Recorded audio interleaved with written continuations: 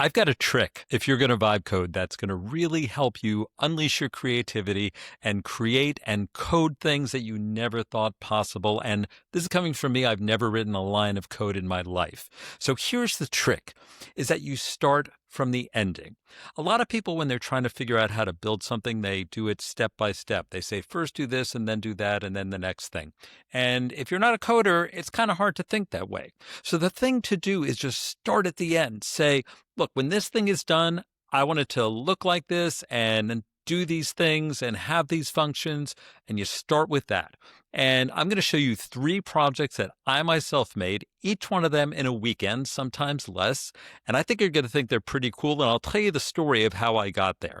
So if you have some time this weekend, I highly recommend you just think of something that would be fun to have on your computer and you just sit down, tell Claude or whatever model you're using, and just build it. All right, so I'm a child of the 80s and I'm also a piano and keyboard player. So one of the things I love is exploring what are the chords behind songs that I hear on the radio that I grew up with. So let me show you what I built and then I'll go back and tell you how I built it. So you can type in any song or pretty much any song. Let's do a song that everyone knows. Let's try Jump by Van Halen. See, you got the Jump Van Halen and the Jump by the Pointer Sisters. That's a deep cut. But let's see. First thing it does is it plays. Okay, you probably recognize that. It's a little rinky-tinky, but when I tell you how I made it, you'll understand why.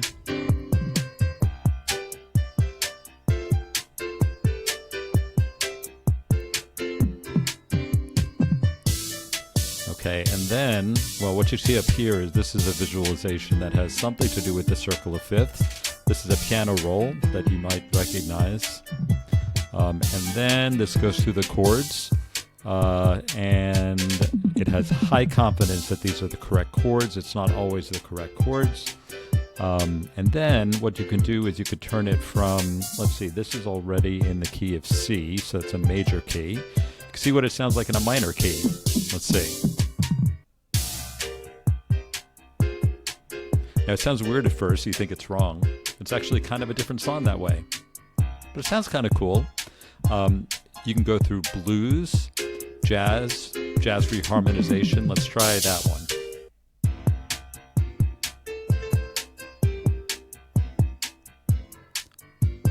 Okay, there's a little subtle difference there. You can hear the rhythm's a little different. So let's do regular jazz. Oh, it's got a little shuffle step there. Very cool. I like that one. Okay, let's try another one. Let's try Billie Jean. Oh, let's stop that.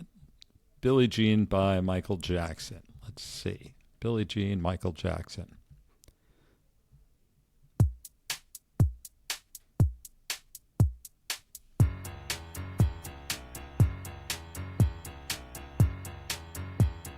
You got the circle of fifths again. You got the piano roll. This is all automatically created just by hearing the music or understanding the MIDI, which I'll explain that the chords are coming from. And again, you've got the chords here. This one's in minor. So let's see what happens if we turn it into major.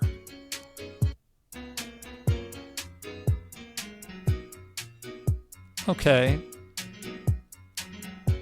It's interesting, it doesn't have that same dark sound that you're used to when you hear this song. Let's see blues this time. Oh, I like that. That's different. Let's see if any of the jazz ones work. Sometimes they just don't work for whatever reason, the way the strong is constructed or the way the chords are. Oh, that is cool. That works. I mean, there's thousands of songs in here. I have no idea. Wow, that's cool. Which version is going to work how? So here's the super cool thing I did.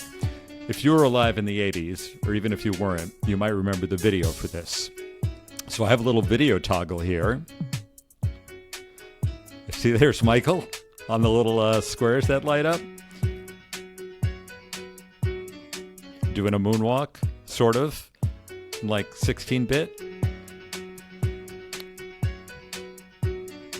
Okay, so here's what I want to say about this. There's two things that were interesting in the way I did this. So if you see up here, there's a little thing that has accuracy, McGill verified, high confidence, approximate, unverified. So anytime I type a song in, you need a MIDI file, which is basically the way that notes get conveyed into a sound generator. And that's a standard thing that works across electronic music. And so it has to go and find, where are these notes, where are these chords? And it turned out that there's a million different sites out there that pretend to have the correct notes and chords for things. And I tried so many, and they were wrong. But then it found this one database from McGill University in Canada that happened to have this open source database that had all of this information in it. So whenever possible, it found the McGill version of it, and it preferred that. And if not, it ranked the reliability of the other versions that it found into high, approximate, and unverified. And trust me, if you find an unverified one, sometimes it's the entirely wrong song. So that was the cool thing, number one. Number two is I did not program in this video. What I did is I said, if there is a commonly known iconic video for something, figure out what that video is and recreate it in this simplified sort of pixelated format. So I did not tell it, I did not offer a YouTube link to this, I didn't tell it anything. It just figured out that Michael Jackson, Billie Jean is an iconic video. It's him doing a moonwalk dressed like this, stepping on squares, and they light up when he walks by them. And sometimes it figures it out, sometimes it doesn't. But it was just totally cool the first time I clicked the video and saw that it actually came out like this. Now, this is a visual app. This started when a friend of mine who's a physical therapist was complaining to me that when he was in the clinic, he didn't have a good way to explain to patients what was wrong with their muscles and what he was going to do with them. And he had a sort of a 2D book or chart that he could show, but it didn't really get into the real way that the whole muscular system works. So I created this app for him. And I started by saying just that task. I told Claude that story. I have a friend who wants a model that he can use on his iPad.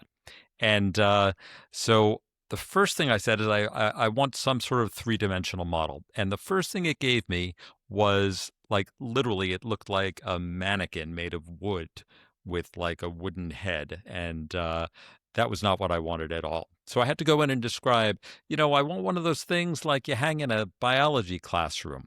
Well, finally, after a lot of trial and error, it got me this. And this was super cool. And as with a lot of projects, this file, I don't know anything about graphics, vectors, was not easy to find. It turned out that this was from the University of Leipzig, which is, I guess, the only place where this is an open source data file that you could translate visually.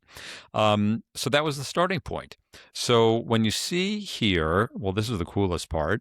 You can rotate the body around. You can move it with two fingers. You could see it from above or below. And let's pick a muscle. You can zoom in. Oh, too much. So let's pick that. That's the gluteus maximus. I don't know anything about it. So right there on the side panel, gluteus maximus, there's all this technical stuff that a physical therapist would need to know, but I don't even know what it means. Clinical notes, but then here's the cool part. Turns out there are a whole bunch of muscles underneath the gluteus maximus. So what you could do is take that and just hide that muscle. And look at that. There's all these other muscles under it. And let's pick that one. That's your piriformis. And you get the whole same amount of information on the piriformis. You could also, you can fade it and sort of halfway see what's behind it. You could isolate it so that you only see that muscle. You can hide others. You could fade others. There's so many different things you can do with it. So let's recenter him. Let's reset everything. And then you can also have the different planes of motion, sagittal, frontal, and transverse, which is important for different types of exercise and movement. There's different kind of movements and so forth that focus on different ones of these. Let me get rid of those. And I showed this to some friends, and they said, this is great, but what if you're not a physical therapist? What if you don't really need to know what's behind the gluteus maximus? People said they wanted to actually exercise and strengthen things. So I made a strengthen tab. So let's go back to the gluteus maximus again, since we're enjoying that muscle. And it says that you can exercise it with glute and max hip extensors. And here are three things. You could do the hip thrust, the glute bridge, Bulgarian split squat. I'm not an expert in working out, but those sound right to me. It tells you what plane it works on. It tells you what equipment you might need. It gives you the text instructions. And then I don't think I can show you, but this links to a search on YouTube so you can actually see videos of this. This is such a cool thing. And what I love about it is that it's multi-purpose. You can learn through it. You can use it to work out. And it all started with the purpose. I didn't tell it step by step what I wanted it to do. I had a problem I was trying to solve. I told it what I want the outcome to be. It started doing it. It did it the wrong way. You can't just leave these things unattended and assume you're going to get a perfect product. But, it didn't take that long. It took about one afternoon. The first version that was terrible took 30 minutes. The rest of the day is what took all the tweaking and fine tuning and adding features. But, that's what's so much fun about this is that, you're learning not just how to write one prompt as if it was ChatGPT using it like Google. You're actually building something. You see something that's wrong, and it's not enough to say, oh, that looks wrong. You have to be able to say what's wrong about it and sort of guide Claude or whatever model you're using through the fix. And in the end, you can get something that you're really proud of. Okay, I've got one more music app. This one was actually pretty easy to create, but is actually super useful. So you may be aware that if you go to live music, there's a site called setlist.fm. And, people report for the given night of a show what songs did the artist play on that night. So let's say you are either going to a show or you wish you could go to a fantasy show of someone. Wouldn't it be cool to know what you think they're going to play or what they would play if they were playing? So let's pick any artist. I'm going to pick Stevie Nicks, who I think is touring solo from Fleetwood Mac. So let's predict. Okay. Oh my gosh. Okay. That was fast. So here it is. Here's the odds that they're going to play this song. So apparently for this first 6 songs, she always plays it, and there's a 100% chance she's going to play it, and in that order. But then there's this middle section where there is a 53% chance that she will play Wild Heart, and there's a 53% chance that she will play it in that position. Stand Back, there's a 100% chance that she'll play it, but only a 59% chance she'll play it in that position. And then once again, for the end, she always plays Edge of 17, Rhiannon, and Landslide, which you would understand why she would do that. And then, here's a really cool thing. If I had to guess, so this is where it actually takes all that data and assembles the most likely set list that you're going to hear. There we go. So it knows its first 6 because we already decided that. But then for those middle ones, it kind of crunches the numbers. I have no idea how, and tells you that this is the most likely set list that you're going to hear. And here is the absolute coolest thing. You can then take this set list and export it to Spotify. And I can't show you that window, but then you basically get saved to your Spotify. Here, playlist created, Stevie Nicks, 15 of 15 songs match. So it found all the songs. And now on your Spotify playlist, it's as if you were at the show and you can listen to it anytime.